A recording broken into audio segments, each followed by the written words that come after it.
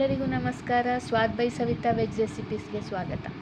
ಇವತ್ತಿನ ರೆಸಿಪಿ ಗುಲ್ಕನ್.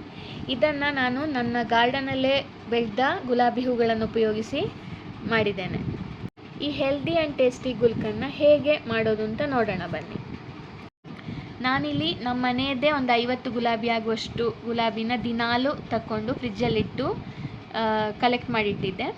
ಇದರ ಮೇಲೆ ಅದು ಸಾಕಾಗಲ್ಲ ಅಂತ ಹೇಳಿ ನಾನೊಂದು ಇನ್ನೊಂದು 50 ಗುಲಾಬಿನ ಮಾರ್ಕೆಟಿಂದ ತಗೊಂಡು ಬಂದು ಸೇರಿಸ್ತಾ ಇದ್ದೇನೆ. ನಾನಿಲ್ಲಿ ಪ್ರತಿಯೊಂದು ಹೂನು ಬಿಡಿಸಿ ಪೆಟಲ್ಸ್ನ ಸಪ್ರೇಟ್ ಮಾಡ್ತಾ ಇದ್ದೀನಿ. ಮಧ್ಯ ಮಧ್ಯ ಯಾವುದಾದ್ರು ಎಲೆ ಹುಳ ಇದ್ದ ಎಲೆ ಎಲ್ಲ ನೋಡಿಕೊಂಡು ನೀಟಾಗಿ ಕ್ಲೀನ್ ಮಾಡಿ ಸಪ್ರೇಟ್ ಮಾಡ್ತಾ ಇದ್ದೀನಿ. ಈಗೆಲ್ಲ ಕ್ಲೀನ್ ಮಾಡಿದ ಮೇಲೆ ಇಷ್ಟು ಪೆಟಲ್ಸ್ ಕಲೆಕ್ಟ್ ಆಯಿತು. ಇದನ್ನೀಗ ನಾವು ನೀಟಾಗಿ ತೊಳ್ಕೊಳ್ಳೋಣ.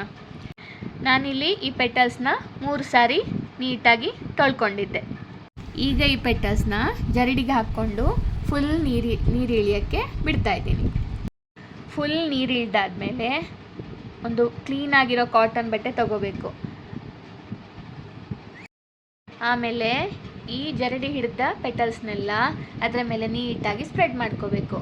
ಯಾವ ಥರ ಅಂದರೆ ಎಲ್ಲ ಕಡೆ ಆ ಬಟ್ಟೆ ಫುಲ್ ಬರೋ ಹಾಗೆ ಸ್ಪ್ರೆಡ್ ಮಾಡ್ಕೋಬೇಕು. ಯಾಕಂದರೆ ನಮಗಿಲ್ಲಿ ಸ್ವಲ್ಪನೂ ನೀರಿನ ಪಸೆ ಉಳಿಲೇಬಾರ್ದು. ನೀರಿನ ಪಸೆ ಉಳಿದ್ರೆ ಗುಲ್ಕನ್ ಬೇಗ ಹಾಳಾಗುತ್ತೆ. ನಾನಿಲ್ಲಿ ಪ್ರೆಸ್ ಮಾಡಿ ಮಾಡಿ ಮಾಡಿ ಮಾಡಿ ಒಣಗಿಸ್ತಾ ಇದ್ದೇನೆ.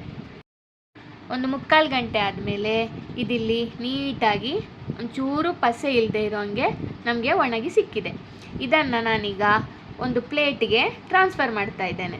ಇಲ್ಲಿ ಅರ್ಧ kg ಆಗುವಷ್ಟು ಕಲ್ಸಕ್ಕರೆ ತಗೊಂಡು ಮಿಕ್ಸಿಯಲ್ಲಿ ಪುಡಿ ಮಾಡಿ ಇಟ್ಕೊಂಡಿದ್ದೀನಿ. ಇದು ಕಲ್ಸಕ್ಕರೆ ಬದಲಿಗೆ ಸಕ್ಕರೆಯನ್ನು ಉಪಯೋಗಿಸ್ಕೋಬೋದು. ಈಗ ಕಲ್ಲು ಸಕ್ಕರೆ ಮತ್ತು ಗುಲಾಬಿ ಪೆಟಲ್ಸ್ನ ನೀಟಾಗಿ ಮಿಕ್ಸ್ ಮಾಡ್ಕೋಬೇಕು. ನಾನಿಲ್ಲಿ ಗುಲಾಬಿ ಪೆಟಲ್ಸ್ ಮತ್ತು ಕಲ್ಲು ಸಕ್ಕರೆಯನ್ನು ತರಿ ಮಿಕ್ಸ್ಚರ್ ಫಾರ್ಮ್ ಆಗೋವರೆಗೂ ಕಲಿಸ್ಕೊಳ್ತಾ ಇದ್ದೀನಿ.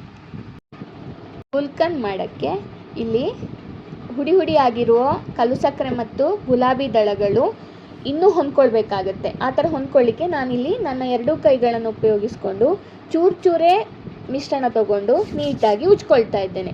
ನೋಡಿಲಿ ಈ ಥರ ಒಂದಕ್ಕೊಂದು ಹೊಂದಿಕೊಳ್ಬೇಕು. ನೋಡೀಗ ಎಲ್ಲ ಗುಲಾಬಿ ಪೆಟಲ್ಸ್ ಹಾಗೂ ಕಲ್ಲು ಸಕ್ಕರೆ ಮಿಶ್ರಣವನ್ನು ಹೀಗೆ ತಯಾರು ಮಾಡಿ ಇಟ್ಕೊಂಡಿದ್ದೀನಿ. ಈ ಥರ ರೆಡಿಯಾದ ಮಿಶ್ರಣಕ್ಕೆ ನಾವಿಲ್ಲಿ ಒಂದು ಮಸಾಲೆ ರೆಡಿ ಮಾಡ್ಕೋಬೇಕು. ಅದಕ್ಕೆ ನಾನಿಲ್ಲಿ ಒಂದು ಕುಟಾಣಿಗೆ ಒಂದು 8ರಿಂದ 10 ಏಲಕ್ಕಿಯನ್ನು ಸಿಪ್ಪೆ ಬಿಡಿಸಿ ತಗೊಂಡಿದ್ದೀನಿ. ಸ್ವಲ್ಪ ಹುಡಿ ಆಗೋವರೆಗೂ ಏಲಕ್ಕಿನ ಚೆನ್ನಾಗಿ ಗುದ್ಕೋಬೇಕಾಗುತ್ತೆ. ಈ ಗುದ್ದಿದ ಮಿಶ್ರಣಕ್ಕೆ ನಾನಿಲ್ಲಿ 2 ಸ್ಪೂನ್ ಆಗುವಷ್ಟು ಸೋಂಪು ತಗೊಂಡಿದ್ದೀನಿ. ಈಗ ಇಲ್ಲಿ ಸೋಂಪು ಮತ್ತು ಏಲಕ್ಕಿ ಇದೆರಡನ್ನು ನೀಟಾಗಿ ಹುಡಿ ಆಗೋವರೆಗೂ ಗುದ್ಕೋಬೇಕು.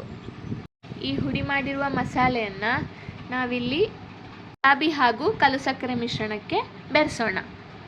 ಆಮೇಲೆ ಇದಕ್ಕೆ ನಾನು ಒಂದು 4 ಸ್ಪೂನ್ ಆಗುವಷ್ಟು ಜೇನುತುಪ್ಪ ತಗೊಂಡು ಇದಕ್ಕೆ ಎಲ್ಲ ಕಡೆ ಸ್ಪ್ರೆಡ್ ಮಾಡಿಕೊಂಡು ನೀಟಾಗಿ ಮಿಕ್ಸ್ ಮಾಡ್ತಾ ಇದ್ದೇನೆ.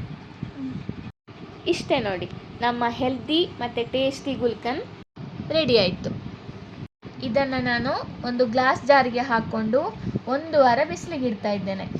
1 ವಾರ ಆದ ಮೇಲೇ ಇದು ಕಂಪ್ಲೀಟಾಗಿ ರೆಡಿ ಆಗೋದು. ಇದನ್ನು 1 ಸ್ಪೂನ್ ತಗೊಂಡು ದಿನಾಲೂ 1 ಲೋಟ ಹಾಲಿಗೆ ಹಾಕ್ಕೊಂಡು ಕುಡಿದ್ರೆ ದೇಹಕ್ಕೆ ತುಂಬ ತಂಪು.